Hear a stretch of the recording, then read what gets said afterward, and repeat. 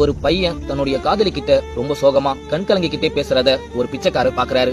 அப்ப அந்த பையனும் கண் கலங்கிக்கிட்டே அந்த பொண்ணு கிட்ட, நீ எதுக்காக என்கிட்ட பழைய மாதிரி பழக மாட்டேன்னு தெரியல, நீ மாறிட்ட, பழைய மாதிரி என்கிட்ட நீ பேசுறதும் இல்ல, அன்பு காட்டுறதும் இல்ல, நான் என்ன தப்பு பண்ணேன்னு எனக்கு தெரியல, அப்படி நான் ஏதாவது தப்பு பண்ணிருந்தா தயவு செஞ்சு என்ன மன்னிச்சிடு, ஆனா தயவு செஞ்சு என்கிட்ட பழைய மாதிரி பேசு, பழைய மாதிரி என் மேல அன்பு காட்டு அப்படின்னு கெஞ்சுறான். அதுக்கு அந்த பொண்ணும், நான் எதுவும் மாறலையே, உனக்கு அப்படி தெரிஞ்சா நான் என்ன பண்ண முடியும் அப்படின்னு சொல்லிட்டு அந்த இடத்த விட்டு போகுது. இத பார்த்துன்னு இருந்த அந்த பிச்சைக்காரரும் அந்த பையனை பார்த்து, டேய் பிச்சைக்கார தம்பி, இங்க ஒரு நிமிஷம் வாப்பா அப்படின்னு கூப்பிடுறாரு. இத கேட்ட அந்த பையனும் ரொம்ப கோபமா வந்து, யாரை பார்த்து பிச்சைக்காரன்னு கூப்பிடுறீங்க, நீங்க தான் பிச்சைக்காரன் அப்படின்னு சொல்றான்.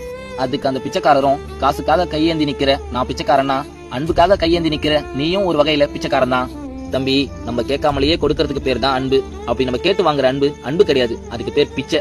நீ இந்த ஒரு விஷயத்த மட்டும் நல்லா ஞாபகம் வச்சுக்கோ.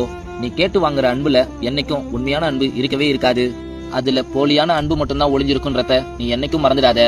நண்பா, இந்த கதையில இருந்து நான் என்ன சொல்ல வரேன்னா, இத்தனை நாள் நீங்க கேட்காமலேயே உங்களுக்கு கிடைச்ச அந்த விஷயம், இப்ப நீங்க அந்த விஷயத்த கேட்டு வாங்குறீங்கன்னா அப்ப அவங்க அந்த விஷயத்த உங்களுக்கு தர விருப்பம் இல்லைன்னு தானே அர்த்தம். தயவு செஞ்சு நீங்க இதை புரிஞ்சுக்கிட்டு உங்க டைமை வேஸ்ட் பண்ணாம டீசென்ட்டா விலகி வந்துடுறதுதான் உங்களுக்கு நல்லது. இந்த குட்டி ஸ்டோரி பிடிச்சிருந்தா மறக்காம லைக் பண்ணுங்க.